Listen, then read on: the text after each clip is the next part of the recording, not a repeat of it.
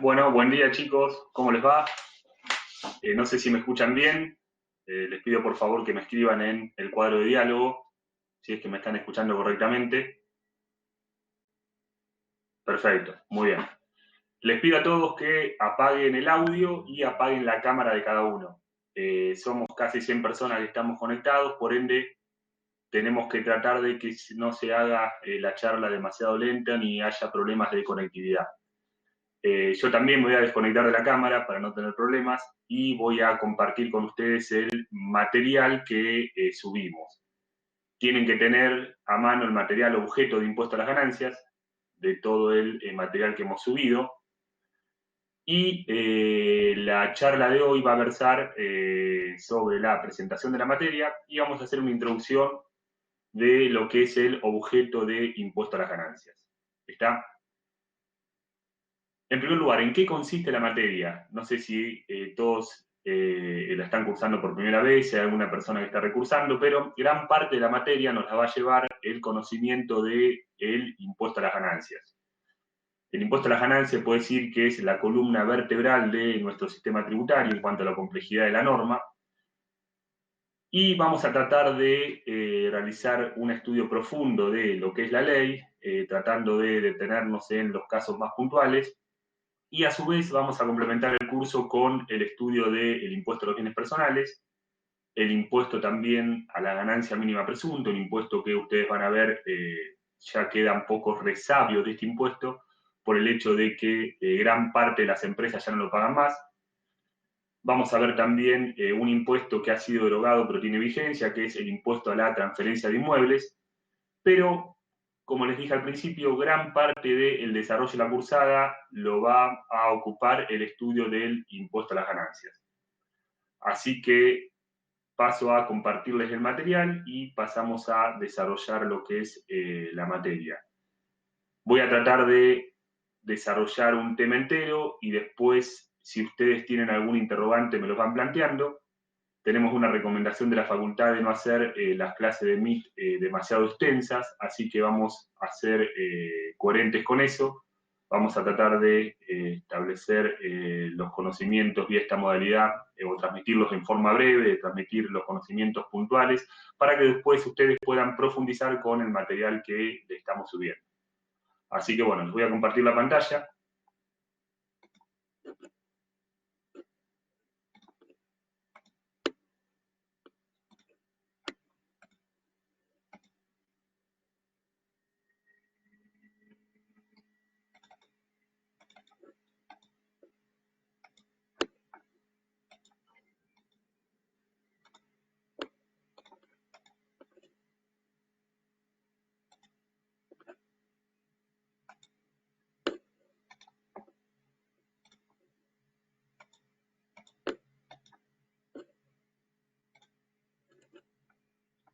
Bien, este es el material que les pido que tengan a mano para poder ir siguiendo la clase. Tranquilamente lo pueden ir siguiendo por las filminas que yo les voy pasando.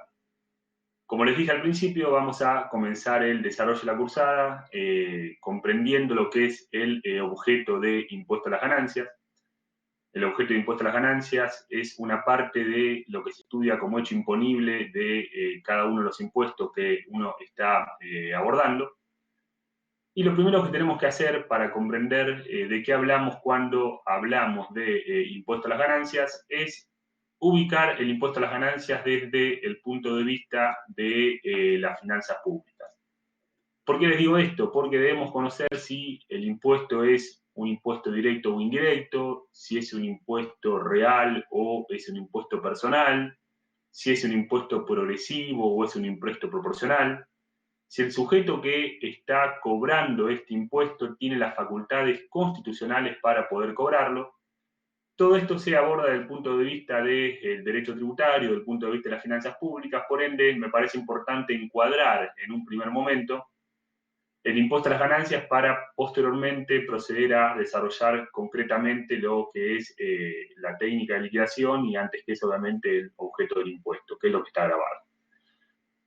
Lo primero que podemos decir es que el impuesto a las ganancias es un impuesto de tipo directo. Y ustedes dirán, ¿por qué es un impuesto directo? Bueno, si vamos a la definición de las finanzas públicas, los impuestos se pueden clasificar en impuestos directos o indirectos. Son impuestos directos, dice la doctrina, todos aquellos que gravan manifestaciones inmediatas de la capacidad contributiva, como es el caso de la renta. Y hay también otros impuestos que gravan manifestaciones mediatas o indirectas de la capacidad contributiva, como es el consumo. En este caso, claramente, el impuesto a las ganancias, al gravar la renta, va a gravar manifestaciones inmediatas o directas de la capacidad contributiva. También hay ciertos doctrinarios que dicen, bueno, el impuesto a las ganancias también es un impuesto directo porque el fisco conoce cuáles son los contribuyentes que se encuentran enrolados, todos aquellos contribuyentes que terminan pagando el impuesto, el fisco los conoce porque están inscriptos. Por eso también se dice que el impuesto a las ganancias es un impuesto de tipo directo. Ahora bien, si queremos encuadrar el impuesto como impuesto personal o impuesto real, debemos conocer primero que los impuestos personales son todos aquellos impuestos que tienen en cuenta características personales del contribuyente en el momento en el cual se está tributando, versus los impuestos reales que no tienen en cuenta dichas características personales. Y acá tenemos que hacer una distinción porque el impuesto a las ganancias va a reunir ambas condiciones. Va a ser un impuesto de tipo personal y también va a ser un impuesto de tipo real.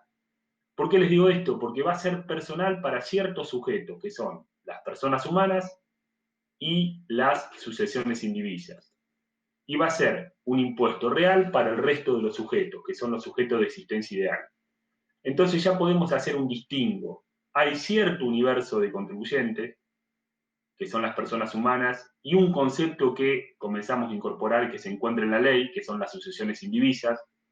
Las sucesiones indivisas, les adelanto, si bien vamos a estudiar el tema más adelante, son contribuyentes que en principio o en un primer momento fueron personas humanas, pero en el momento en el cual fallece, el legislador le da trascendencia tributaria más allá del fallecimiento. Entonces, las personas humanas fallecidas reciben el concepto de sucesiones indivisas. Para estos sujetos, personas humanas y sucesiones indivisas, el impuesto a las ganancias va a reunir las características de impuesto personal, porque el legislador ha querido distinguir que no van a tributar lo mismo un sujeto persona humana que tenga ciertas características personales, como el hecho de estar casado, tener hijos, que otros sujetos que no tengan las características personales enunciadas precedentemente. Es decir, va a terminar pagando más impuesto a las ganancias aquel que no tiene hijos de aquel que los tiene. De ahí las características personales del impuesto. A diferencia de las personas de existencia ideal, otro grupo, otro universo de contribuyentes dentro del impuesto a las ganancias, las cuales, con independencia de las características que posea ese sujeto de existencia ideal, va a terminar tributando exactamente lo mismo que otro. Vale decir, asume las características, este impuesto a las ganancias, de impuesto real para las personas de existencia ideal. Y de la misma manera, el impuesto a las ganancias va a ser progresivo para el primer grupo de contribuyentes, personas humanas y sucesiones indivisas. ¿Y por qué va a ser progresivo? Porque a medida que el sujeto gane más, va a pagar más. A diferencia del otro universo de contribuyentes, que son las personas de existencia ideal, las cuales la alícuota que se les va a aplicar es una alícuota de tipo proporcional. ¿Qué quiere decir? Con independencia de lo que ganen, el impuesto a las ganancias se va a calcular de la misma manera. Va a pagar hoy en día la alícuota vigente, que es el 30%, aquel sujeto que obtenga 1.000.000 de ganancias de aquel sujeto que gane 100.000 pesos. Vale decir, no hay distingo entre los sujetos de existencia ideal referido a la proporcionalidad del impuesto. Terminan tributando, repito, cada uno exactamente lo mismo. Ahora bien, ustedes dirán, el impuesto a las ganancias es un impuesto de tipo nacional. Estimo que tienen conocimientos que es la nación el que cobra el impuesto a las ganancias. Es el que tiene la facultad para cobrarlo. Ahora bien, esta facultad, esta potestad que ejerce el Estado Nacional, ¿podemos decir que es constitucionalmente válida? ¿Puede el Poder Ejecutivo Nacional, a través de la delegación que hace la Administración Federal de Ingresos Públicos, poder cobrar este impuesto? Es una potestad que la Constitución Nacional le otorga a la Nación. Y para esto debemos tener presente que, según reza el artículo 75, inciso 2 de nuestra Constitución Nacional, la potestad de cobrar impuestos directos, concluimos hace un rato que el impuesto a las ganancias era un impuesto directo, es una potestad que le corresponde, en principio, en forma originaria, a las provincias. Entonces dirán, ¿pero cómo? Si son las provincias las que pueden cobrar por nuestra Constitución Nacional los impuestos directos, ¿por qué ejerce esa facultad el Estado Nacional? Lo que también tengo que decirles es que este artículo 75, inciso 2 de la Constitución Nacional, le da la posibilidad al Estado Nacional de cobrar impuestos directos ante situaciones de emergencia y por tiempo determinado. Entonces, podemos decir que si el Estado Nacional está cobrando hoy en día el impuesto a las ganancias, quiere decir que lo está cobrando por una situación de emergencia que está viviendo el país, que lo está cobrando mientras dure esta situación de emergencia. Y esto se encuentra previsto en el artículo 1 de la Ley de Impuesto a las Ganancias, ya metiéndonos en lo que es el análisis de la normativa, porque el artículo 1 reza que todas las ganancias obtenidas por personas humanas, jurídicas y demás sujetos quedan alcanzados por el impuesto de emergencia que establece esta ley. Es decir, debemos concluir que si el impuesto a las ganancias, en su origen, impuesto a los réditos, es un impuesto que tiene su origen en la década del 30, la nación argentina se encuentra en emergencia desde la década del 30 para que el Poder Ejecutivo Nacional pueda estar ejerciendo esta facultad que en forma transitoria le delega la Constitución Nacional para que pueda cobrar impuestos directos. Y ustedes dirán, ¿estamos en emergencia desde la década del 30? Y la verdad que con la cantidad de crisis que hemos tenido, estamos viviendo hoy en día una crisis, digamos, que si bien nos toca a nivel mundial, tiene ciertos condimentos locales, como es el nuevo default de la deuda, como es la incertidumbre económica que hay hacia adelante, que le facultan al Poder Ejecutivo para poder cobrar o ejercer esta facultad que en principio le corresponde a las provincias. Entonces, dicho esto, aclarado el tema de la facultad, encuadrado lo que es, desde el punto de vista de las finanzas, el impuesto a las ganancias, pasemos ahora a analizar qué es lo que ustedes tienen que tener en cuenta a los efectos de abordar correctamente el estudio de la norma. Lo primero que tienen que tener en cuenta es que el texto del impuesto a las ganancias ha variado a lo largo del tiempo. Vale decir, en los últimos años, el cambio que ha tenido la materia impositiva no la ha tenido ninguna otra materia a nivel nacional. Vale decir, la legislación impositiva está mutando constantemente. Por ende, deben tener en cuenta que para abordar correctamente el estudio del impuesto a las ganancias, desde la órbita que se la va a abordar en la cátedra, deben tener presente el texto del año 2019 ordenado por el decreto 824 del 2019. Este texto contiene 194 artículos y es el texto que ustedes deben tener vigente o deben tener a mano para estudiar. Nosotros les hemos subido ese texto, pero si alguno tiene algún tipo de separata, deben tener presente que sea la ordenada según el decreto 824 del 2019, porque esa va a ser el texto legal vigente. Con respecto al decreto reglamentario, también tiene que ser el texto 2019 ordenado según el decreto 862 del 2019. Esto lo pueden ver fácilmente en lo que es la carátula de la separata que ustedes compran, que ustedes adquieran. Tengan cuidado si tienen alguna que data de hace algunos años o algunos meses, porque quizás no sea la vigente. El decreto reglamentario tiene 311 artículos.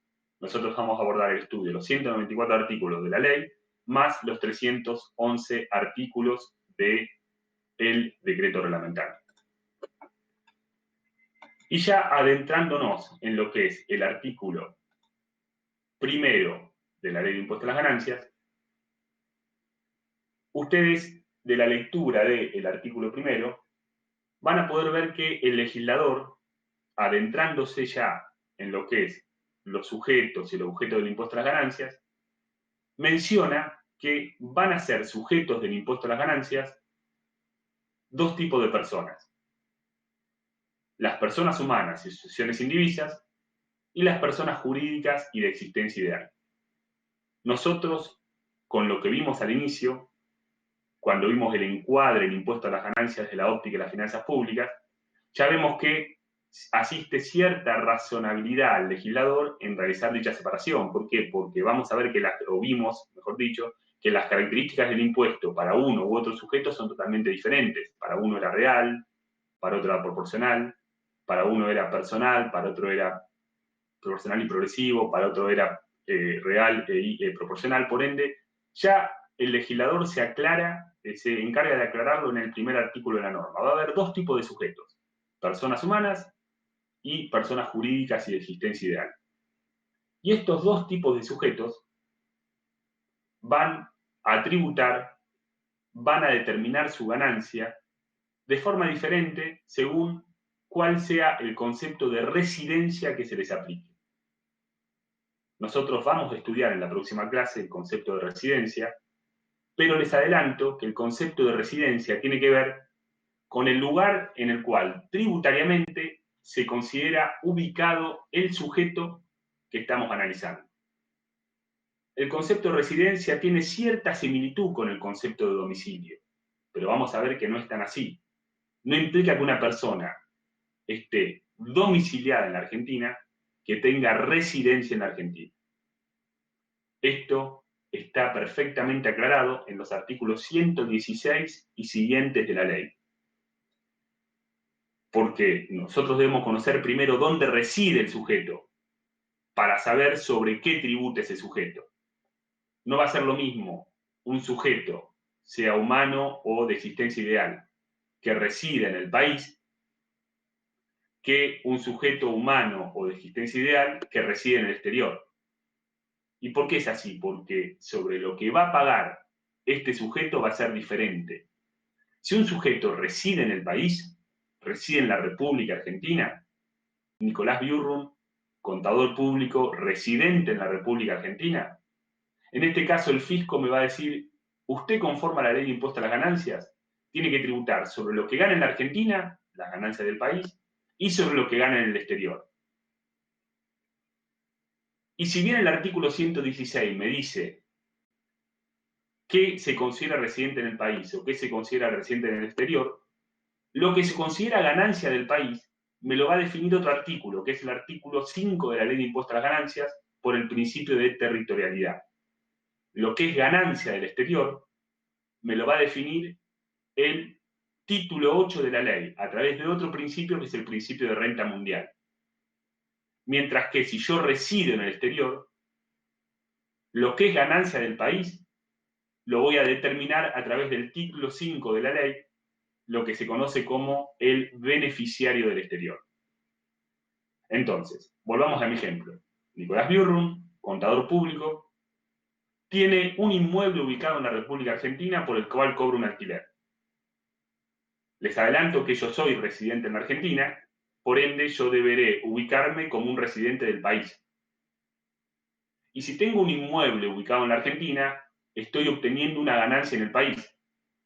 ¿Por qué? Porque el artículo 5 de la ley, esto que yo les menciono como principio de territorialidad, me dice que todos aquellos bienes situados, colocados o utilizados en la República Argentina van a generar ganancia de fuente argentina.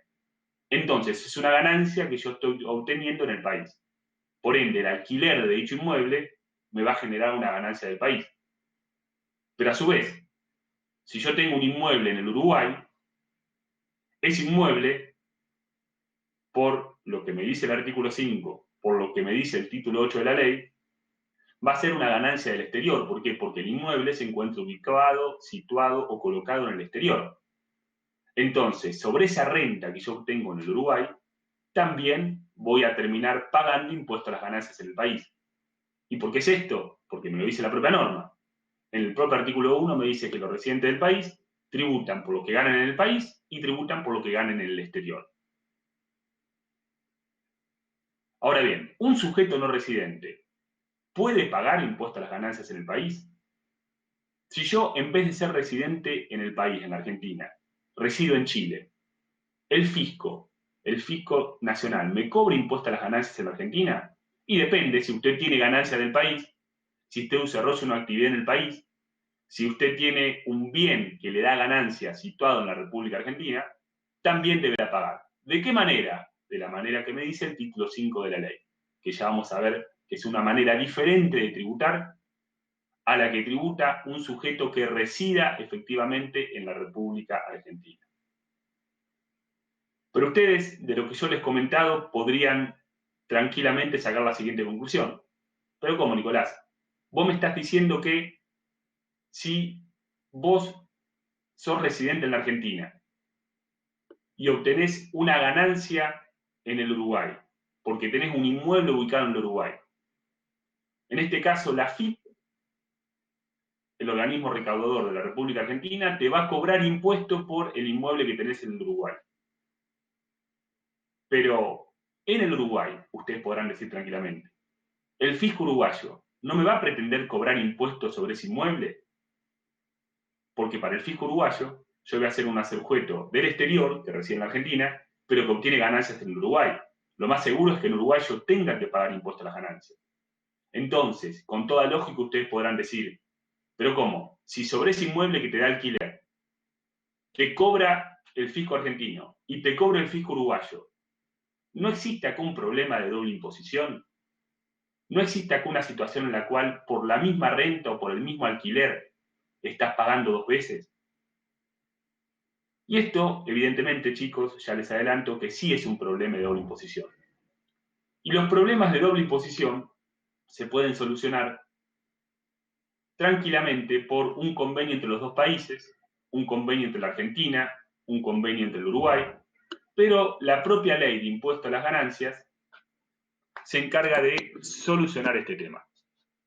Estoy viendo que no escuchan bien, chicos. ¿Es un problema general o un problema de conectividad de cada uno de los que se están conectando?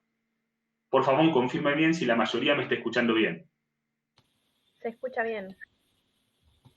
Perfecto. Entonces les pido, por favor, chicos, que aquellos que tengan problemas se desconecten y se vuelven a conectar. Entonces, volvemos.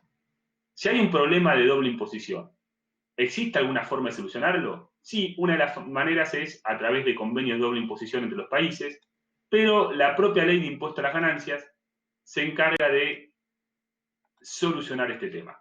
¿Y de qué manera? Se encarga de solucionarlo a través de lo dispuesto en el tercer párrafo del artículo primero de la ley.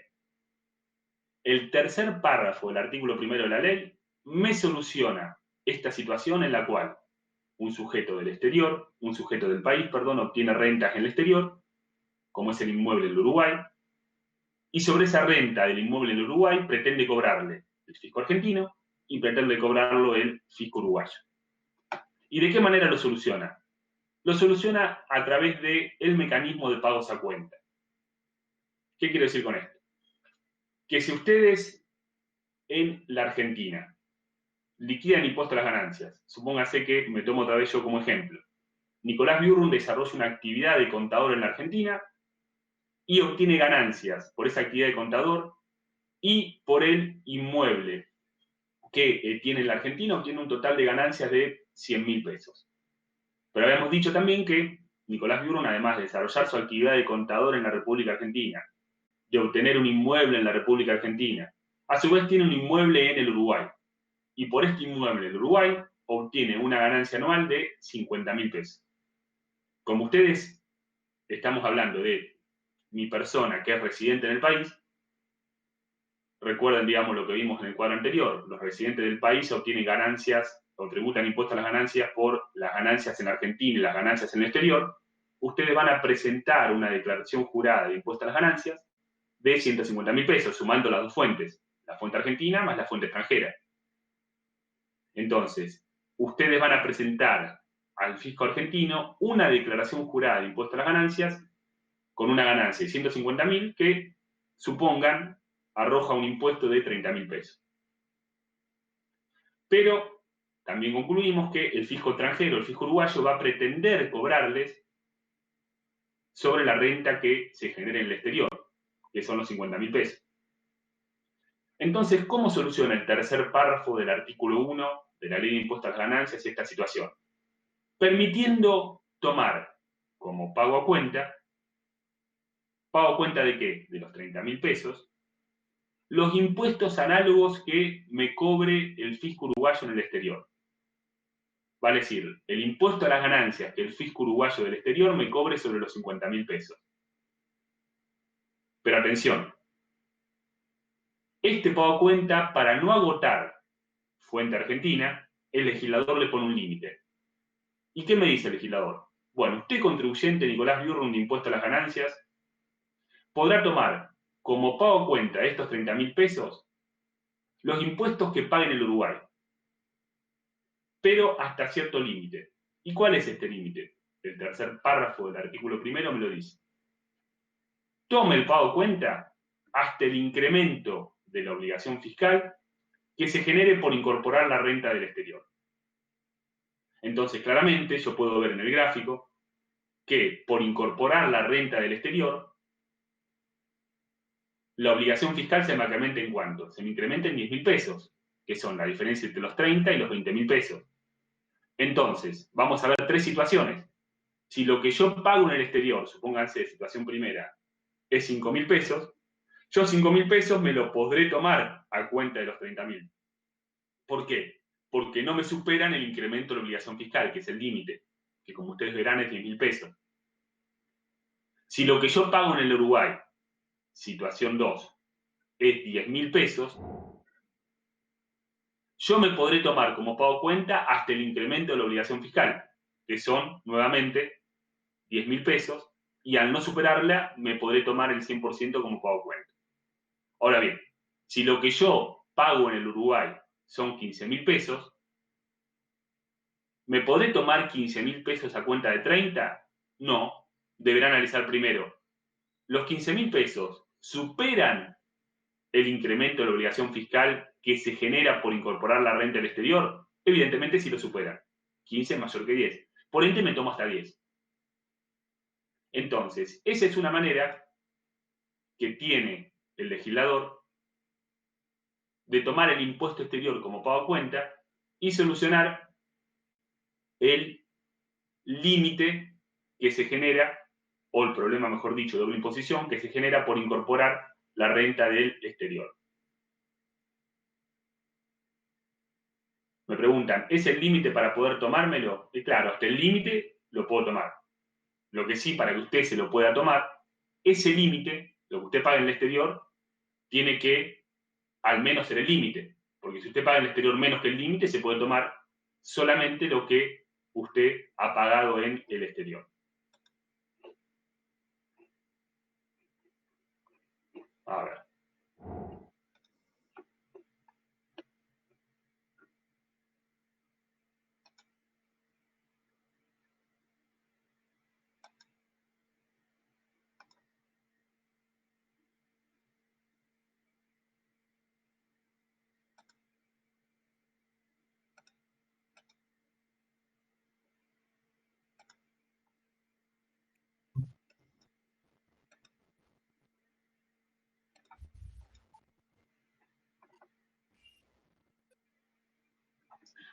Bien. ¿Hasta ahora han entendido, chicos? ¿Tienen alguna pregunta de lo que vimos hasta recién?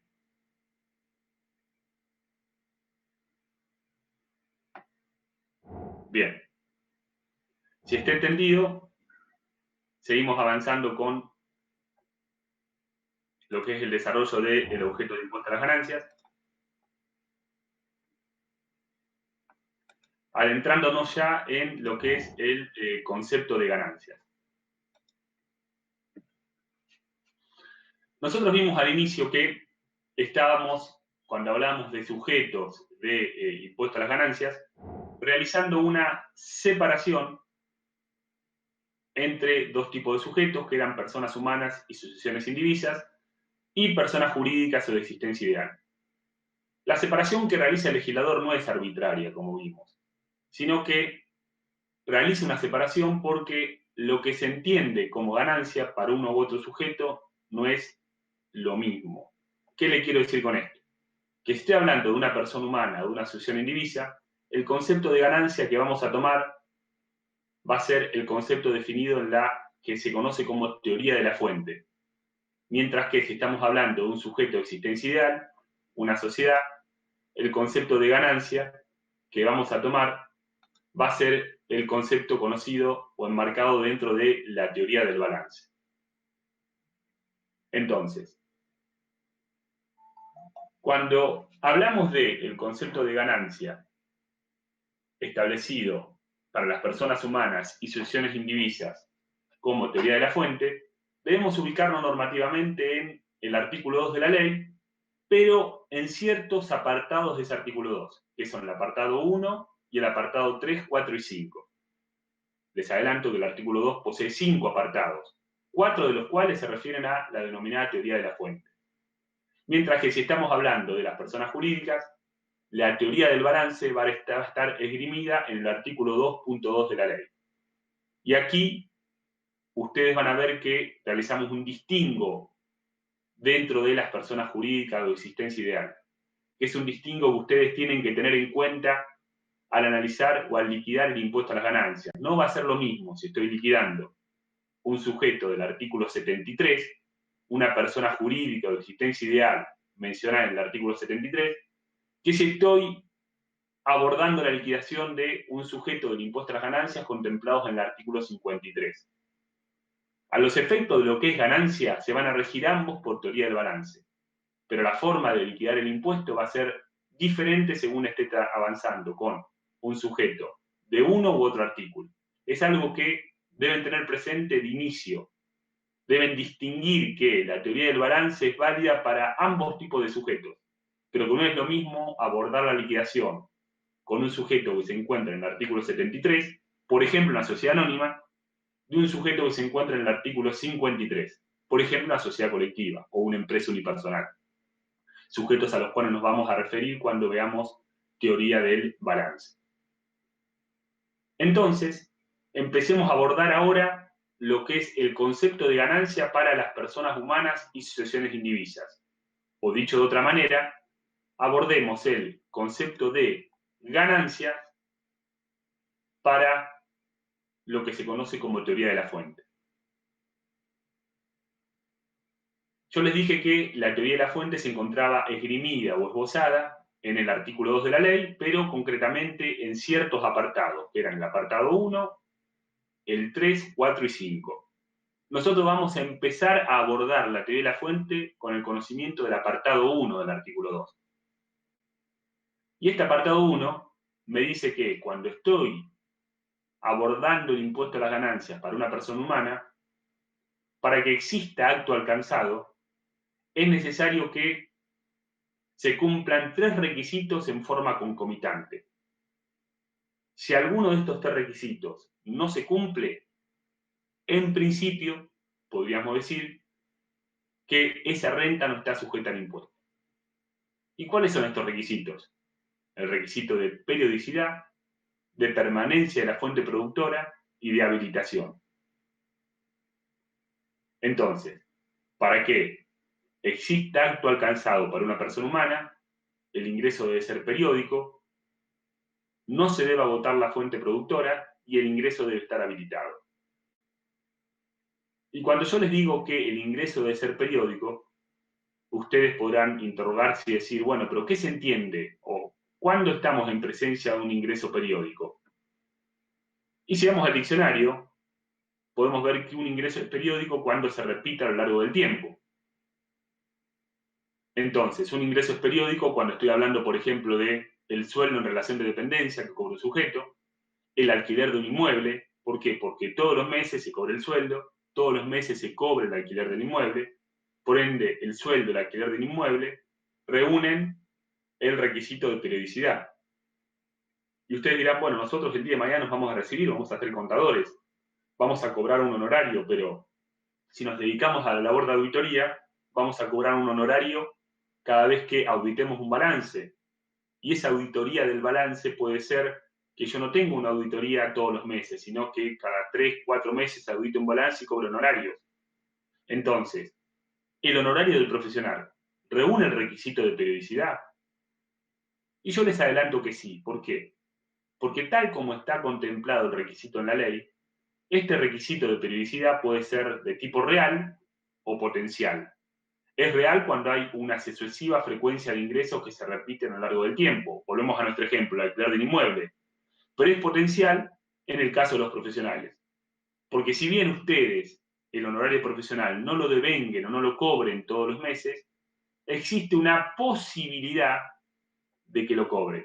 Y esa posibilidad le da el carácter de potencial y le da esa posibilidad el cumplimiento del requisito de periodicidad. Por ende, la periodicidad, señores, puede ser de tipo real o puede ser de tipo potencial. Es potencial cuando tengo la posibilidad de que ese ingreso se repita. Y estoy hablando concretamente de lo que hace nuestra incumbencia profesional, de lo que es el honorario profesional. Ahora bien, bajo esta premisa o bajo esta explicación que estoy dando, ustedes correctamente podrían decir, pero bueno, a ver, entonces yo tengo sobre cualquier ingreso que obtengo la posibilidad de volver a obtenerlo. Quiere decir que si yo jugué al Kini una vez y me lo saqué y sigo jugando, tengo la posibilidad o la potencialidad de sacármelo otra vez. Por ende, el ingreso del Kini que yo obtengo, ¿paga impuesto a las ganancias? Y yo, pese a este razonamiento que he realizado, les tengo que decir que no. Porque el Kini o cualquier ingreso que obtenga por juegos de azar está alcanzado por otro impuesto, no por el impuesto a las ganancias. Pero ustedes podrán decir, pero bueno, ¿pero cumple periodicidad o no lo cumple? Y yo les digo que no cumple periodicidad el ingreso que uno obtiene por los juegos de azar. Porque para comprender el requisito de periodicidad debemos agregar un requisito adicional. ¿Y cuál es este requisito? Que el ingreso que obtiene el contribuyente tiene que realizar con, o se tiene que relacionar con la actividad que tenga ese sujeto. Entonces, si mi actividad es la de contador y cobro un honorario un mes sí, un mes no, ese honorario es potencial, tiene una periodicidad potencial y se relaciona con mi actividad. Ahora bien, si yo juego al Kini y me lo saco, ¿tiene que ver con mi actividad de contador? Y la respuesta, la verdad, que es que no. Por ende, el no relacionarse con su actividad es lo que le quita periodicidad al ingreso que uno obtiene por juegos de azar. De la misma manera, si yo cobro una recompensa que me da el Estado por dar datos de un secuestro, no tiene nada que ver con mi actividad de contador. Por ende, esa ganancia que yo obtenga o ese premio por haber aportado datos a la policía, nada tiene que ver con mi actividad y por ende no voy a pagar impuestos a las ganancias por eso. Ahora bien, si quien denuncia y quien obtiene ese premio es un mismo integrante de la policía, en ese caso ese premio sí va a estar grabado. ¿Por qué? Porque es un ingreso periódico que tiene que ver con la actividad que desarrolle ese policía. Un ingreso periódico de manera potencial. En el caso del segundo de los requisitos, les dije que los tres deben cumplirse para que exista acto alcanzado, tiene que ver con la permanencia de la fuente productora. Y esto lo podemos explicar con un contraejemplo. ¿De qué manera? No hay permanencia de la fuente productora cuando el ingreso que uno obtiene se agota con la obtención de la renta. Un caso de esto puede ser si yo obtengo un ingreso producto de un alquiler de un auto. El alquiler de un auto es un ingreso que cumple la periodicidad y mientras yo no venda el auto, ese ingreso va a estar sujeto al impuesto a las ganancias. Ahora bien, el ingreso que yo obtengo por la venta del vehículo me está agotando la fuente productora de la renta. Por ende, ese ingreso no genera, en principio, hasta ahora, por lo que vimos, acto alcanzado. De la misma manera que no genera acto alcanzado y está fuera del objeto del impuesto a las ganancias, la indemnización que yo cobro por ser despedido si es que trabajo en relación de dependencia. El sueldo es periódico, lo cobro todos los meses. Está alcanzado por el impuesto a las ganancias. Pero la indemnización me está agotando la fuente productora de mi renta, que es el trabajo personal. Producto de eso, la indemnización se encuentra fuera del objeto del impuesto a las ganancias. Hasta ahora, y vuelvo a repetir, por lo que vimos en el artículo 2, apartado 1. Y por último, para que exista acto alcanzado, la fuente debe estar habilitada, que es el cumplimiento del requisito de habilitación. Y ustedes van a encontrar en la doctrina quizás muchas definiciones de lo que se entiende por habilitación.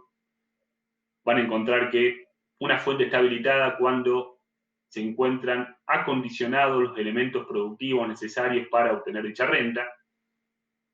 La verdad, digamos que a mí todas estas definiciones no me han traído nunca claridad con respecto a la comprensión del requisito de habilitación. A mí me gusta explicarlo diciendo que la habilitación tiene que ver con la intención que tenga el sujeto de obtener esos ingresos. Y damos un claro ejemplo, que vale más que 1000 palabras. Si yo estoy alquilando un inmueble, todos los meses cobro por el alquiler de ese inmueble rural, supongamos que es rural,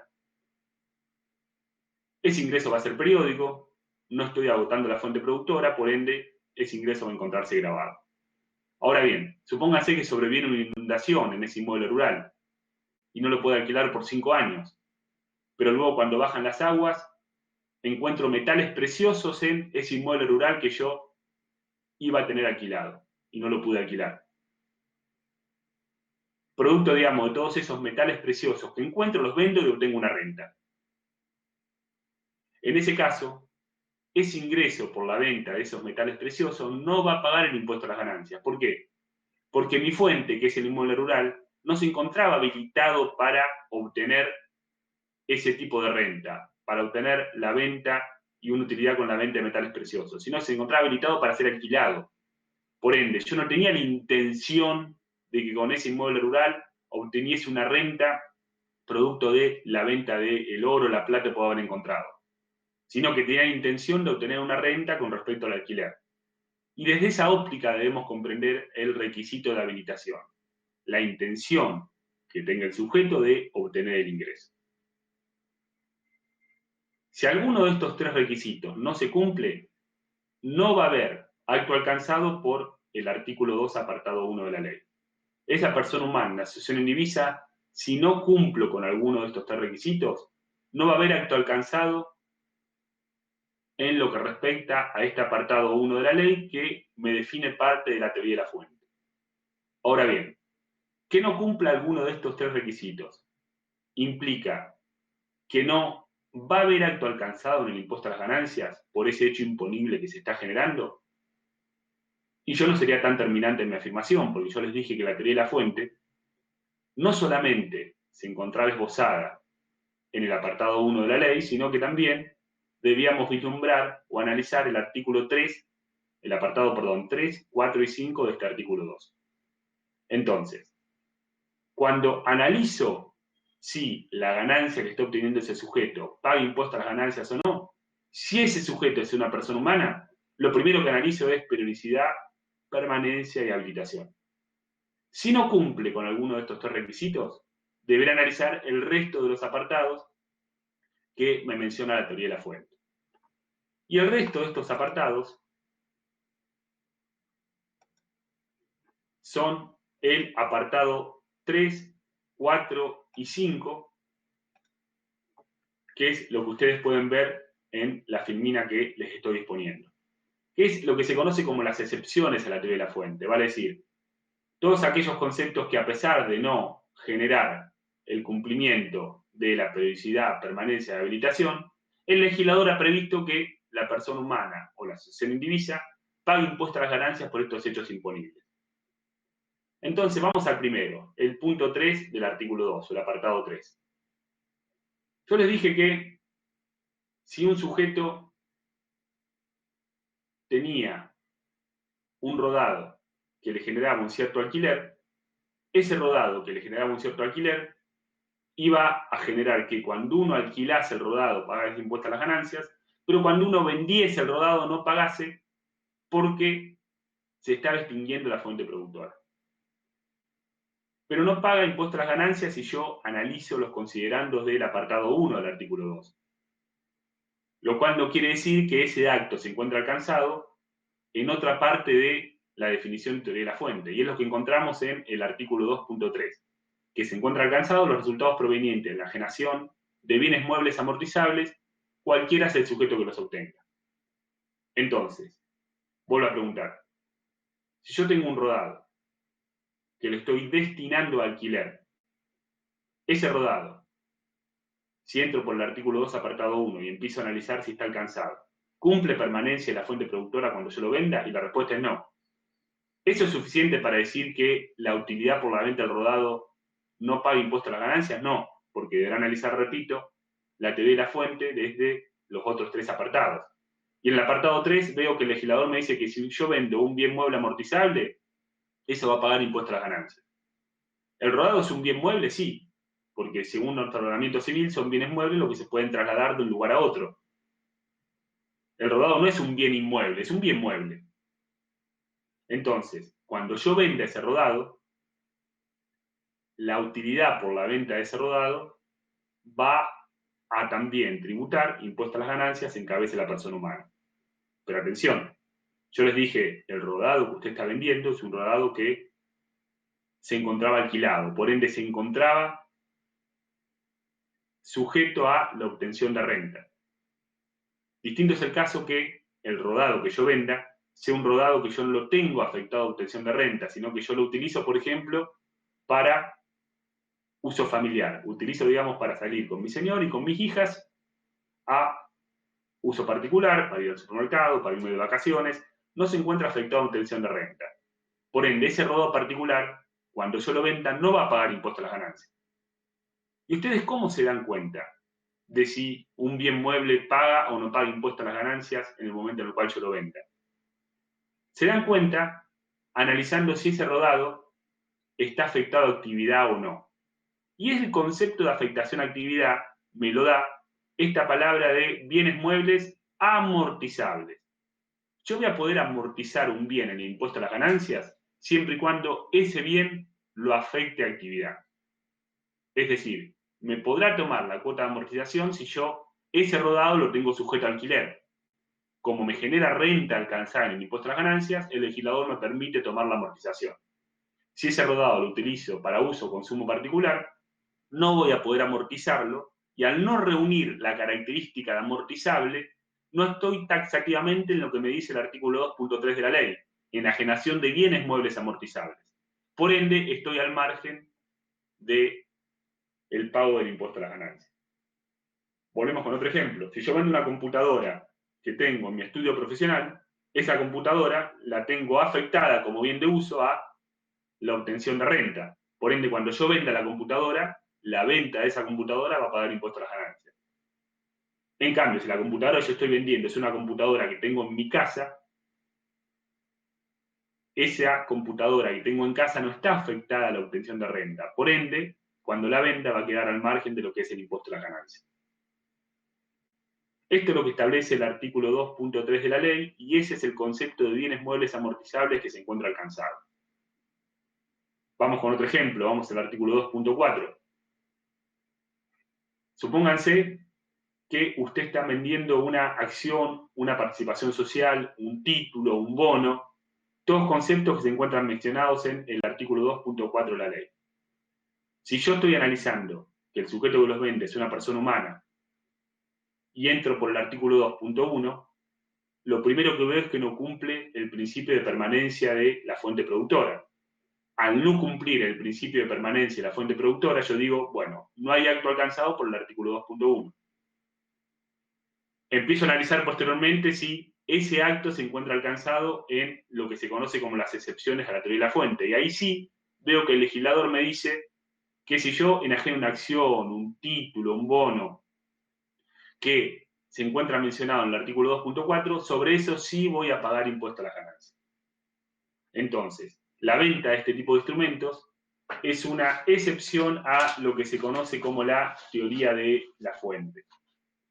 También tienen que tener presente ustedes que cuando están vendiendo una acción, un título, un bono, si bien el legislador las menciona como actos alcanzados, también ciertas enajenaciones de este tipo de instrumentos se van a encontrar exentas del impuesto. Estoy adelantando algo de lo que vamos a ver cuando veamos segunda categoría, pero concretamente, si la acción que ustedes están negociando es una acción que se colocó por oferta pública, es una acción que cotiza en el Merval, por ejemplo, una acción de YPF, cuando ustedes la vendan, la utilidad por venta de esa acción va a encontrarse exenta, porque así lo determina el artículo 26, inciso U. La condición es que la negociación se realice en un mercado habilitado por la Comisión Nacional de Valores. ¿Qué quiero decir con esto? Si ustedes negocian la acción de YPF en el Merval, ¿la acción de YPF se encuentra dentro del objeto del impuesto? Sí. ¿Por qué? Porque el artículo 2.4 me lo menciona. Pero si bien se encuentra dentro del objeto, el legislador me la exime por otro lado. Y también cuando ustedes hablen de la venta de títulos soberanos, de obligaciones negociables, de fondos comunes de inversiones, vamos a estudiar también que existen leyes especiales, como la ley 23.576, la ley 24.083, que me exime a estos instrumentos siempre y cuando también se negocien en mercados autorizados por la Comisión Nacional de Valores. Pero por ahí me estoy adelantando un poquito a lo que vamos a ver cuando vamos particularmente a la segunda categoría. Lo que ustedes tienen que ver o tienen que comprender hoy en día, por lo que vimos hasta ahora, es que los resultados por la enajenación de este tipo de instrumentos se encuentran dentro del objeto del impuesto, a pesar de no cumplir con el principio de permanencia de la fuente productora. ¿Por qué? Porque el artículo 2.4 me lo menciona. De la misma manera, podemos analizar el artículo 2.5 y decir, bueno, si yo estoy analizando a una persona humana que alquila un inmueble, la renta del alquiler, por ser periódico, por cumplir el principio de permanencia, por la fuente estar habilitada, me genera acto alcanzado. Y analizando también el artículo 2.1, puedo concluir que si yo vendo ese inmueble, eso no me genera acto alcanzado porque estoy agotando la fuente productora. ¿Eso quiere decir que por la venta de inmuebles no voy a pagar impuesto a las ganancias? No, volvemos. Debo analizar el resto de los apartados para saber si el legislador me lo menciona como excepciones a la teoría de la fuente. Y ahí vemos que el punto 5 de este artículo 2 me alcanza los resultados que me genera la enajenación de inmuebles y la transferencia de derechos sobre inmuebles. Es decir, si vendo un inmueble, también voy a terminar pagando el impuesto a las ganancias. Lo que debe tener presente acá es que va a tener especial preponderancia la fecha en la cual yo adquirí dicho inmueble. ¿Por qué? Porque el legislador, cuando incorpora este punto 5 al artículo 2 de la ley de impuesto a las ganancias, les digo que lo incorpora allá por diciembre del 2017, le establece una vigencia especial. Y esta vigencia especial implica que para que la utilidad de dicho inmueble se encuentre alcanzada, va a ser, o tener que ser, un inmueble que haya adquirido, en los términos que me dice el reglamento, a partir del 1 de enero del 2018. Si yo ese inmueble lo adquirí con anterioridad al 1 de enero del 2018, la enajenación de ese inmueble por parte de la persona humana se va a encontrar al margen del impuesto. Entonces, atento con esto. El artículo 2.5 me habla de que las personas humanas pagan impuesto a las ganancias por la enajenación de inmuebles, pero deberé tener especial cuidado en analizar la fecha en la cual se incorporó dicho inmueble en el patrimonio del sujeto. Va a haber un caso especial de donación también, que ustedes deberán tener presente. Deberán tener presente también qué se entiende por adquisición del inmueble. Todas estas cuestiones se encuentran establecidas en el artículo 255 del Decreto Reglamentario. Nosotros tenemos un práctico específico con respecto a eso, que es el práctico tercero, en el cual se encuentran contempladas la totalidad de las operaciones que se relacionen con inmuebles. Ese práctico lo van a tener que analizar, lo van a tener que leer y evidentemente le van a surgir dudas que deberán comunicarnos para que nosotros las podamos aclarar. Lo que estamos haciendo ahora es presentar lo que es los resultados provenientes de la enajenación de los inmuebles y decirles, bueno, a pesar de no cumplir con el principio de permanencia de la fuente productora, se generan actos alcanzados, pero debe prestar especial atención, cuando usted está liquidando, la fecha en la cual ese inmueble se incorporó al patrimonio del sujeto. Entonces, estamos viendo teoría de la fuente para la persona humana en sucesión indivisa. estamos viendo que cuando uno analiza si esa persona humana y sucesión indivisa termina pagando impuesto a las ganancias o va a pagar impuesto a las ganancias por esa renta, debemos analizar no solamente el artículo 2, apartado 1, con sus requisitos, sino que debemos analizar también el artículo 2.3, 4 y 5.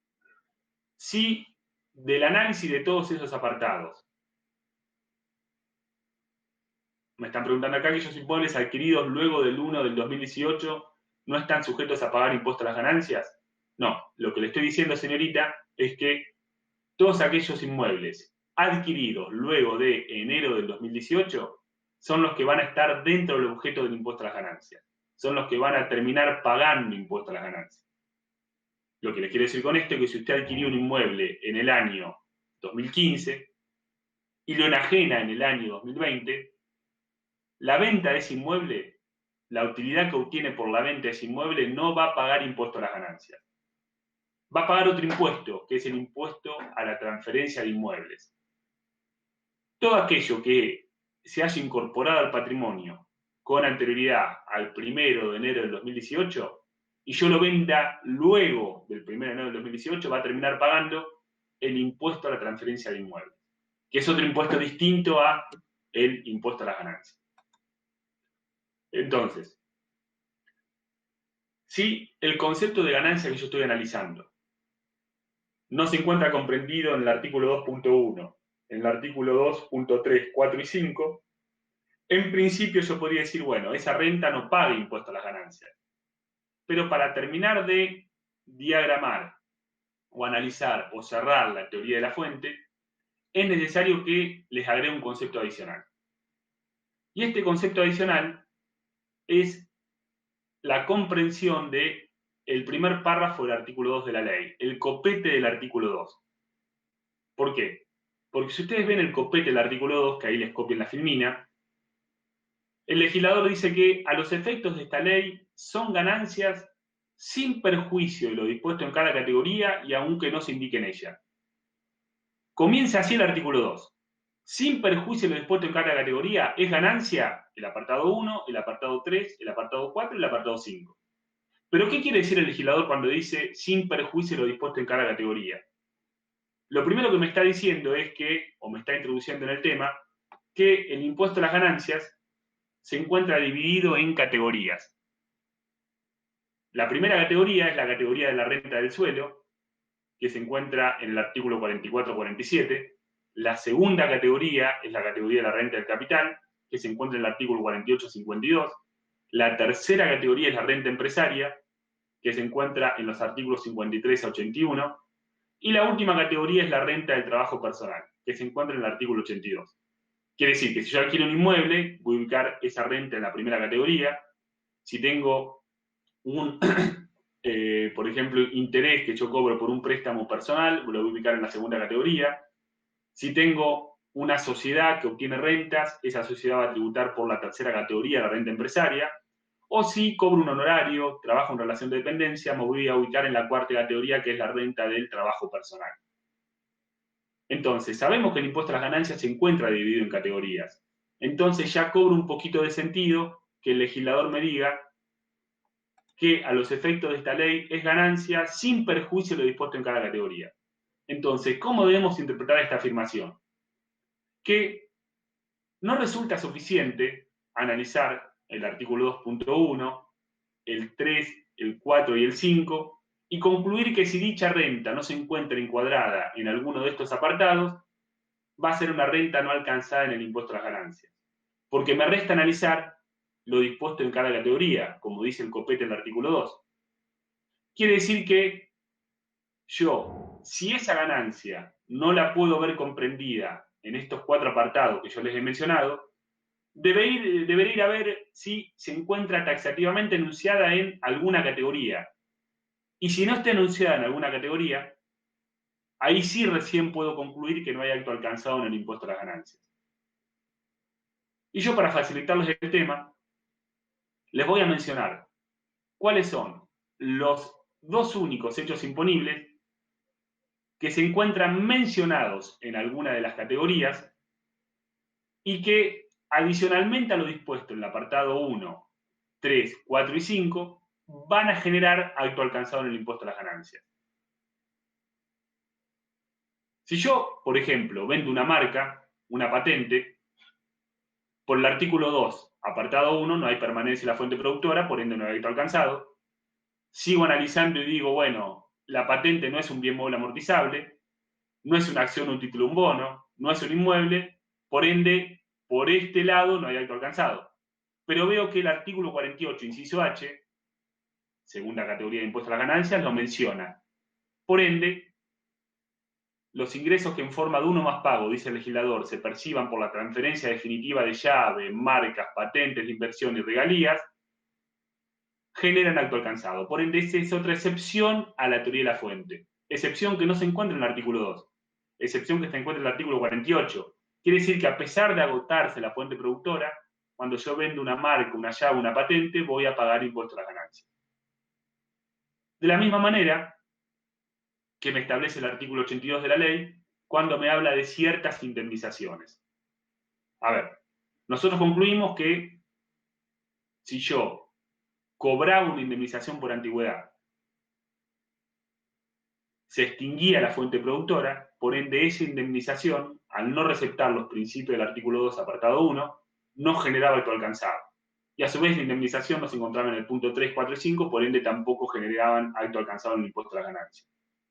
Sin embargo, ciertas indemnizaciones, el segundo párrafo del artículo 82, me dicen que generan acto alcanzado.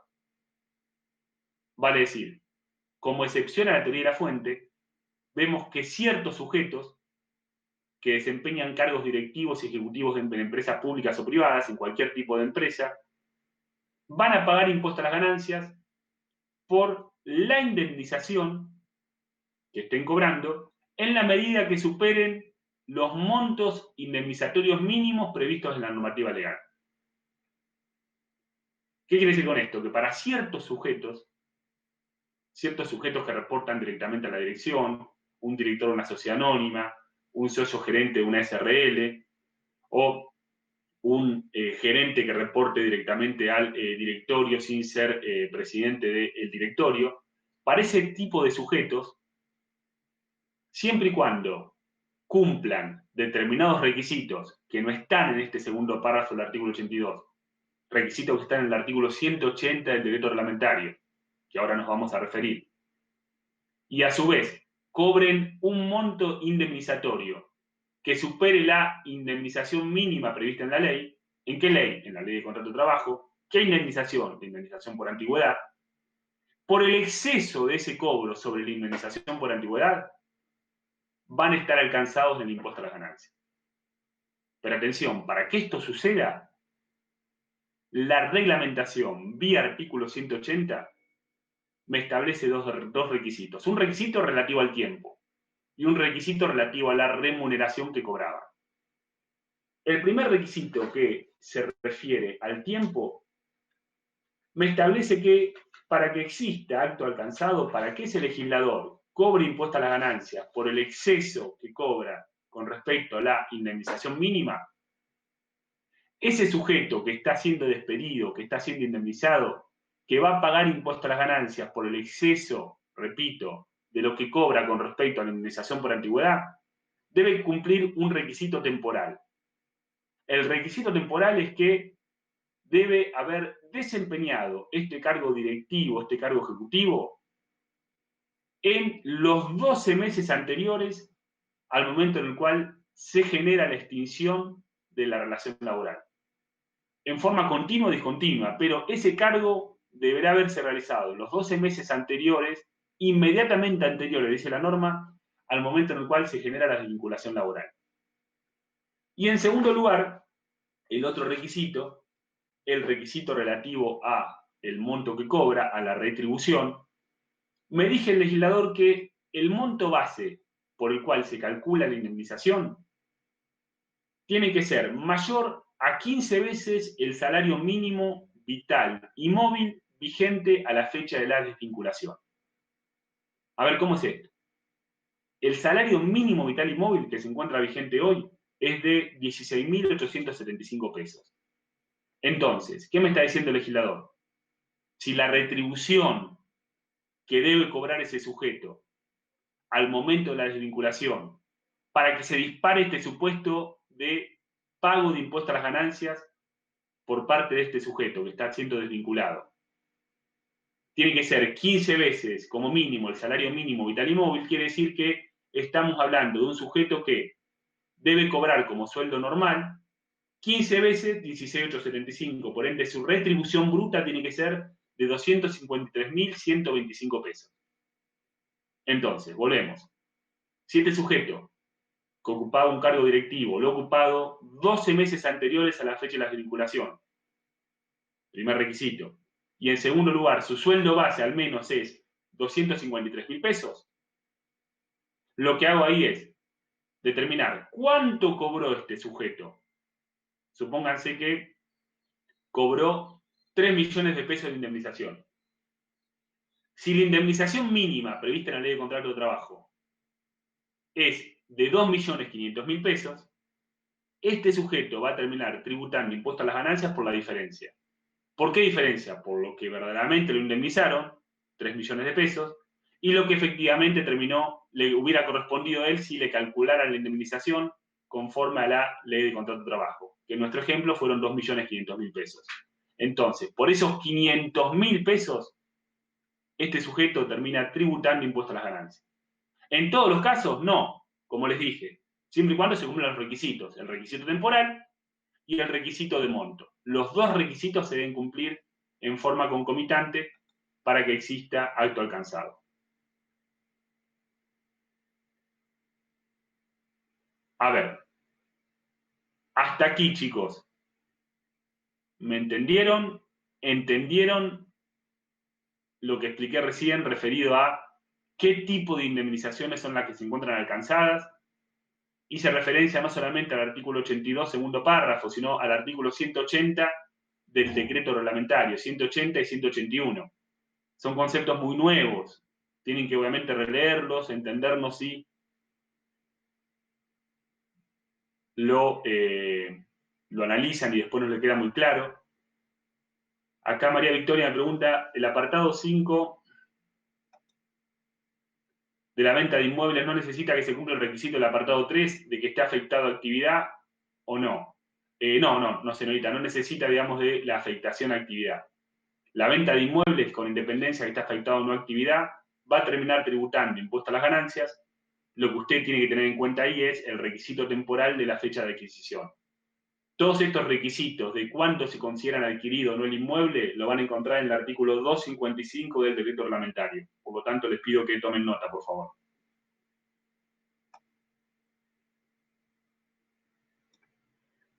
Me pregunta Belén, ¿podrás repetir la explicación del monto? Sí. Lo que le estaba diciendo, señorita, era que para que se genere este disparo de lo que es la excepción a la teoría de la fuente, en el caso de las indemnizaciones, deben cumplirse un requisito, que es el temporal, y otro requisito que debe cumplirse en cuanto al monto. La base del cálculo de indemnización, que es el sueldo que cobra el sujeto, debe ser al menos 15 veces el salario mínimo vital y móvil, vigente a la fecha de la desvinculación. Les decía que el salario mínimo vital y móvil son 16.875 pesos, por ende 15 veces eso. Este sujeto, para que se dispare esta situación del segundo párrafo del artículo 82, debe cobrar como mínimo 253.000 pesos, que es 15 por 16.875. Si este sujeto cobraba 200.000 pesos, no estamos en la situación del artículo 82, segundo párrafo, porque, repito, no está cumpliendo el requisito en cuanto a monto. Sí, quizás cumple el requisito temporal. No sé si fui claro ahí. ¿Belén me entendió? Bien. Rocío pregunta, ¿siempre como monto base se va a tomar que supere 15 veces? No, a ver, se va a tomar para... Usted, digamos, como monto base del cálculo de indemnización va a tomar lo que disponga la legislación laboral aplicable. Lo que yo le estoy diciendo es que para que se dispare que este sujeto pague impuesto a las ganancias por esta parte de la indemnización, la que supera el 245 del contrato de trabajo, debe cumplir con lo que cobre debe ser 15 veces el salario mínimo vital y móvil.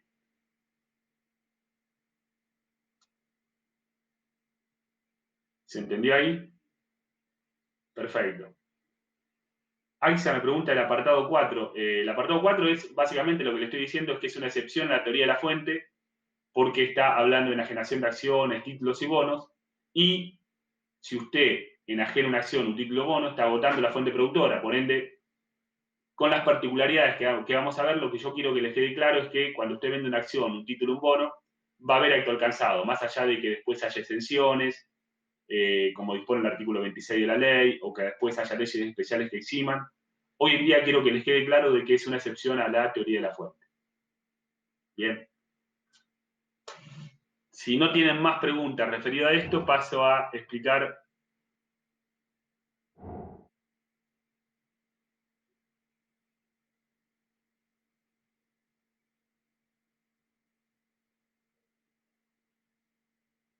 Belén, usted el impuesto del exterior que se puede tomar, usted lo que tiene que hacer primero es calcular lo que es el incremento de la obligación fiscal y tomarse el impuesto del exterior siempre y cuando no supere ese incremento. Bien, pero bueno, si usted ve el cuadrito que yo preparé, les va a quedar seguramente claro si eso es lo que está preguntando. Primero usted calcula el incremento de la obligación fiscal. Si el incremento de la obligación fiscal es 10.000, va como segundo punto a decir, ¿cuánto paga en el exterior? Si pagué 5, 5 supera los 10, no, me tomo 5. Si pagué 30, 30 supera los 10, sí, bueno, entonces me tomo 10 nada más. Vamos ahora a esbozar lo que es la teoría del balance.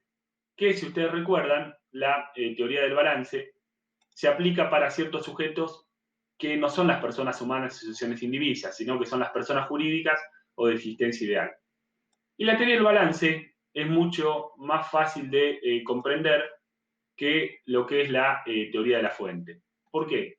Porque para estos sujetos, para los sujetos de existencia ideal, van a terminar tributando impuestos a las ganancias por la totalidad de los ingresos que obtengan. Es decir, cualquier incremento patrimonial que se les genere en el patrimonio, cualquier variación patrimonial modificativa que les incremente el patrimonio, van a terminar tributando impuestos a las ganancias. Ya no me interesa si hay permanencia en la fuente productora, ya no me interesa si cumple el requisito de periodicidad, ya no me interesa si la fuente está habilitada. Cualquier ingreso que obtenga, repito, va a terminar tributando impuestos a las ganancias. Yo vendí un inmueble, pago impuestos a las ganancias, si lo vendí en una sociedad, sí. Yo, la sociedad cobró una indemnización por el hecho de que se incendió su local de ventas. ¿Paga impuestos a las ganancias sobre eso? Sí. Sobre todo tipo de ingreso va a pagar impuestos a las ganancias.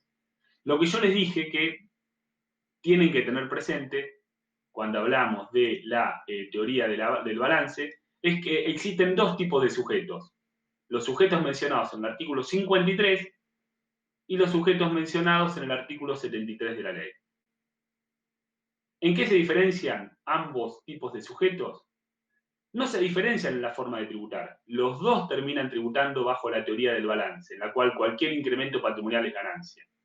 La gran diferencia es que los sujetos del artículo 73 van a presentar la declaración jurada de ganancias en su cabeza, mientras que los sujetos del artículo 53 van a determinar la ganancia por teoría del balance, pero después esa ganancia la van a incorporar a la declaración jurada de la persona humana que sea el accionista, socio o dueño, o a las personas humanas que sean los accionistas, socios o dueños. Como ejemplos de sociedades del artículo 73 podemos encontrar una sociedad anónima, una sociedad de responsabilidad limitada, una sociedad colectiva. Como ejemplos, una sociedad de responsabilidad limitada, una sociedad anónima, no una sociedad colectiva, me corrijo. Pueden encontrar también un fideicomiso, un fondo común de inversión, mientras que en los sujetos del artículo 53 van a encontrar una sociedad simple, una sociedad colectiva, y van a encontrar también algo que se conoce como lo que es el concepto de empresa unipersonal. Van a encontrar también una empresa unipersonal en el artículo 53 de la Ley de Impuesto a las Ganancias. Y cuando estamos hablando de la empresa unipersonal, deben entender el concepto de empresa unipersonal como toda empresa que realiza alguna actividad comercial, industrial o de servicios y que pertenece a una persona humana o sucesión indivisa residente en el país. Es decir, la empresa unipersonal va a ser un sujeto que no adopta uno de los tipos que establece la Ley General de Sociedades, pero que aún así pertenece a una persona humana. Va a decir, como ejemplo, una zapatería que funciona acá en la calle de Peñas es una empresa unipersonal. Un kiosco que ustedes tienen cerca de su casa es una empresa unipersonal. Pero en cambio, si esa empresa unipersonal se organiza bajo la forma de sociedad anónima unipersonal, hoy en día se encuentra vigente, esa empresa va a ubicarse no en el artículo 53, sino que va a ubicarse en el artículo 73. Dentro del concepto de empresa, yéndonos al artículo 73, van a encontrar el concepto de establecimiento permanente. Allá, digamos, por el último renglón del artículo 73, el legislador nos menciona que las utilidades de los establecimientos permanentes son ganancias de tercera categoría y se encuentran ubicadas en el artículo 73. ¿Qué es un establecimiento permanente? Para simplificar, un establecimiento permanente es todo ente ubicado en la República Argentina que realiza actividades comerciales, industriales o de servicios, pero que pertenece no a un sujeto de la Argentina, sino a un sujeto del exterior. Por ejemplo, si una sociedad del exterior tiene una sucursal en la Argentina, eso es establecimiento permanente. La sucursal deberá sacar quit y pagar impuestos a las ganancias en la República Argentina. ¿La declaración jurada va a ir a nombre del establecimiento permanente? Sí, porque, repito, chicos, los sujetos del artículo 73 son sujetos de tercera categoría que tributan por la teoría del balance y que presentan la declaración jurada a su nombre. Mientras que los sujetos del artículo 53 son sujetos de tercera categoría, tributan por teoría del balance, pero no presentan la declaración jurada a su nombre. Incorporan la ganancia a las demás ganancias que obtengan la persona humana que es dueño de ese sujeto que está ubicado en el artículo 53. Entonces, sabemos que estos sujetos, personas jurídicas o de existencia ideal, van a tributar por teoría del balance, implica que por todo incremento patrimonial que tengan, van a pagar impuestos a las ganancias. Lo que me queda decirles es que puede darse la posibilidad, y esto está en el mismo artículo 2, apartado 2, ¿por qué? Porque la teoría del balance, para estas personas jurídicas o de existencia ideal, se encuentran presentes en el artículo 2, apartado 2 de la ley. Recuerden ese apartado que nos quedó en el medio cuando vimos teoría de la fuente. Y este artículo 2, apartado 2, que esboza la teoría del balance, establece una situación particular. Y esta situación particular es la que determina que yo puedo tener un sujeto del artículo 53 de la ley, un sujeto de tercera categoría, y en un caso puntual, si se da este caso, este sujeto de existencia ideal termina tributando por teoría de la fuente. Entonces, para explicar esto, nosotros sabemos que todos los sujetos de tercera categoría, que son los sujetos del artículo 53 y 73, recuerden cuando vimos que el impuesto a la ganancia se divide en categorías, había una categoría que era la renta empresaria. Esta renta empresaria, que tributa por teoría del balance, cuyos sujetos se encuentran en el artículo 53 a 73, ahora les estoy diciendo algo novedoso, que si se dan ciertas condiciones, este sujeto de existencia ideal puede llegar a tributar por teoría de la fuente. Entonces, la primera condición que nos da el legislador para que este sujeto de existencia ideal se rija por la teoría de la fuente es que debe ser un sujeto del artículo 53. Debe ser una sociedad simple, una sociedad colectiva, una empresa unipersonal. ¿Por qué? Porque el artículo 2.2 me dice que para que esto suceda no debe tratarse de contribuyentes comprendidos en el artículo 73. Es decir, para que el sujeto de tercera tribute por teoría de la fuente, no puede estar en presencia de una sociedad, de una SRL, de una sociedad anónima, de una sociedad en comandita simple, de un establecimiento estable. Entonces, puede darse el caso de que haya 2 veterinarios que decidan asociarse y decir, bueno, nosotros vamos a poner una veterinaria y vamos a adoptar la forma jurídica de sociedad de hecho, que hoy en día es lo que se conoce en nuestro nuevo ordenamiento civil como sociedad simple o sociedad del título 4 de la ley. Entonces, esta sociedad veterinaria puede, entre profesionales, puede tributar por teoría de la fuente, y lo primero que debo saber es cuál es la forma jurídica. Si la forma jurídica adoptada es una forma que se encuentra en el artículo 53, no se trata de un contribuyente comprendiendo el artículo 73, por ende es un sujeto de tercera que no está en el artículo 73. La segunda condición que me da para que este sujeto de existencia ideal tribute por teoría de la fuente es que debe desarrollar alguna de las actividades indicadas en el inciso F y G del artículo 82. ¿Cuáles son estas actividades? La actividad de profesiones liberales, síndico, mandatario, todas actividades que ustedes pueden ver de la lectura del artículo 82, inciso F y G. Entonces, si 2 profesionales se organizan como sociedad de hecho, como sociedad simple, ¿están cumpliendo el primero de los requisitos para poder tributar por teoría de la fuente? Sí, porque se organizan bajo una forma del artículo 53. En segundo lugar, me está diciendo que son 2 veterinarios, por ende desarrollan una profesión liberal. Por ende, están ubicados en el artículo 82, inciso F de la ley, están cumpliendo el segundo de los requisitos.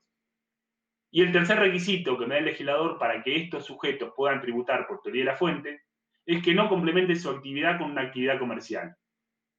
Si en esta veterinaria, siguiendo con nuestro ejemplo, lo único que hacen es cobrar honorarios por la atención de animales, pero no venden medicamentos, no venden vacunas, yo les puedo decir que en el momento en el cual ellos tengan que definir la forma en la cual van a tributar por teoría de la fuente. ¿Qué les quiero decir con esto? Si deciden vender su veterinaria y deciden vender su inmueble, deberé preguntarme ahí, bueno, es una veterinaria organizada como sociedad simple, desarrollan actividades profesionales del artículo 82 y lo único que hacen es facturar honorarios profesionales. Por ende, la venta de ese inmueble deberá ser analizada a la luz de la teoría de la fuente. Deberé preguntarme, ¿cuándo adquirió dicho inmueble?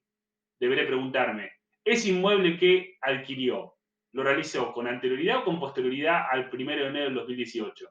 Porque si lo adquirió con anterioridad, cuando lo venda no va a haber acto alcanzado en el impuesto a las ganancias, va a pagar ITI.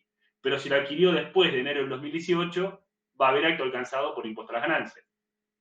Fíjense cómo estoy analizando la venta del inmueble por teoría de la fuente, cosa que, si no se da esta situación, debería analizar la venta del inmueble por teoría del balance. Supónganse, por ejemplo, que la veterinaria a su vez también vende medicamentos para animales. No puedo aplicar esto. Entonces, la venta del inmueble va a quedar alcanzado por teoría del balance, sin importarme cuándo lo adquirió, sin importarme si ese inmueble paga ITI, paga ganancias, va a pagar impuesto a las ganancias por teoría del balance.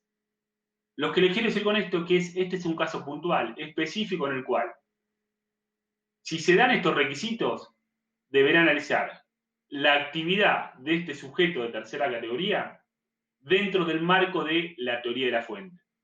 De no cumplirse estos requisitos, deberá analizar la actividad y, por consiguiente, por ejemplo, la venta de los inmuebles, por ejemplo, la venta de los rodados, a la luz de lo que se conoce como teoría del balance.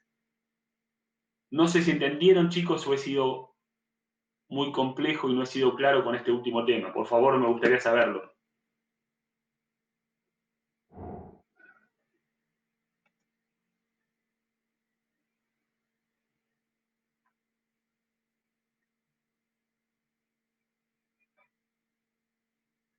Bien, celebro que se haya entendido. Por favor, lo que les pido es que lean el material que vamos a subir. Vamos a subir el práctico 1 y el 3 para que ustedes puedan verlo. El práctico 2 lo vamos a subir cuando veamos el concepto de residencia. Lo que les pido es que no se atrasen en la lectura de lo que es el material. Aprovechen que no tienen que ir a la facultad, esta situación particular que estamos viviendo, producto de la pandemia que hoy nos toca. Entonces traten de focalizarse en el estudio. Nosotros estamos 100% abiertos a que nos realizan consultas, que podamos evacuarle las dudas, pero por favor no se atrasen en lo que es la lectura de la materia. Vamos a subir material adicional para que ustedes puedan ir comprendiendo, pero necesitamos también de la colaboración de ustedes. Acá tengo algunas preguntas. A ver, déjenme ver.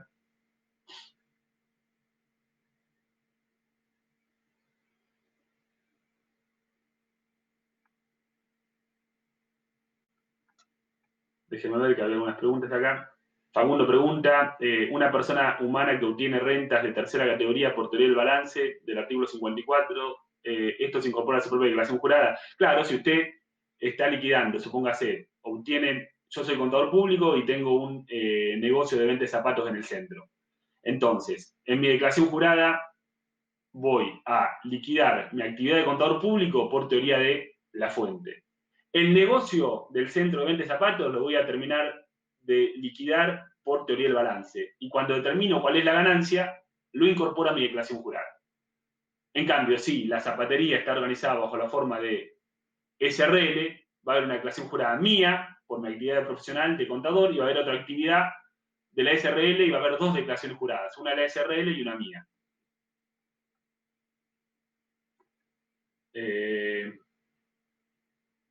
Las clases no, los sábados no van a ser, esta es una excepción porque se superpone con derecho laboral. Entonces, la única clase llamada los sábados va a ser esta. Las clases es cuando las clases van a ser los martes y miércoles, el día que está, chicos, en el cronograma. Bien, esos días vamos a dar las clases. Va a haber una clase por semana.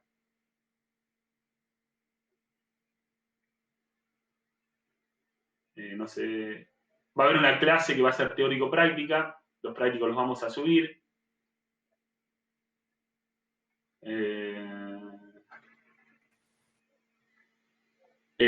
Nosotros con esta clase estamos agotando la clase de esta semana, por ende, recién volvemos a tener clases, igual obviamente ustedes lo van a tener publicado, en la primera semana de septiembre. Esa va a ser la próxima clase. No obstante eso, las consultas que nos puedan llegar a hacer. No sé si he contestado todas las preguntas, chicos, por favor, algunas están muy arriba. Si quedó algo sin contestar, me lo vuelven a preguntar. Los sábados, claro, a pesar de que hice parcial un día sábado, vamos a tratar que no. Igual vamos a tratar de organizarnos lo mejor posible en virtud de las restricciones que están vigentes y toda novedad se la vamos a comunicar. Quédense tranquilos que le va a llegar una novedad de la próxima clase y de cuándo son los parciales también. Bueno, si no hay otros interrogantes... A ver, María pregunta, ¿podría volver a repetir con respecto a la declaración jurada cómo se presenta? Sí, esto se los adelanto, después lo van a ver en la práctica, pero lo que le quedó claro es que si estoy liquidando un sujeto del artículo 73, una sociedad, RL, sociedad anónima unipersonal, la declaración jurada va a nombre de la sociedad. Si estoy liquidando una sociedad del artículo 73, por ejemplo, la sociedad colectiva, la declaración jurada va a ir a nombre de la persona humana que participe en esa sociedad colectiva. No sé, María, si he sido claro. Bueno, espero que sí. Perfecto. Bueno, si no tienen ninguna otra pregunta, los despido hasta el próximo encuentro. Cuídense, chicos, la situación no está fácil. Me parece que estamos viviendo lo que es el pico de los contagios y demás. Así que nada, sean prudentes, por favor. A ustedes, obviamente, si se contagian no les va a pasar nada, pero sean prudentes con las personas de riesgo mayores que puedan tener algún tipo de vínculo con ustedes, que tenemos que tratar que ese tipo de grupo no se contagie. Bueno, chicos, que sigan bien. Nos vemos en la próxima reunión. Saludos a todos.